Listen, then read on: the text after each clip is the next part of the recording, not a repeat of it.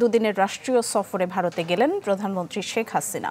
নরেন্দ্র মোদীর আমন্ত্রণে এই সফরে ঢাকা দিল্লির সম্পর্ক আরও মজবুত করতে সই হতে পারে বেশ কয়েকটি চুক্তি ও সমঝোতা স্মারক।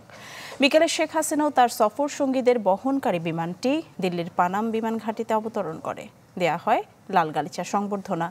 সফরে দুদেশের প্রধানমন্ত্রীর একান্ত বৈঠকের পাশাপাশি প্রতিনিধি পর্যায়ে হবে দ্বিপাক্ষিক আলোচনা।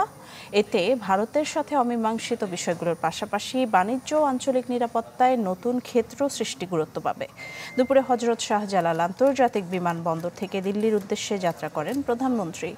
এ সময় বেশ কয়েকজন মন্ত্রিসভার সদস্য ও আওয়ামী লীগের সিনিয়র নেতারা প্রধানমন্ত্রীকে বিদায় জানান।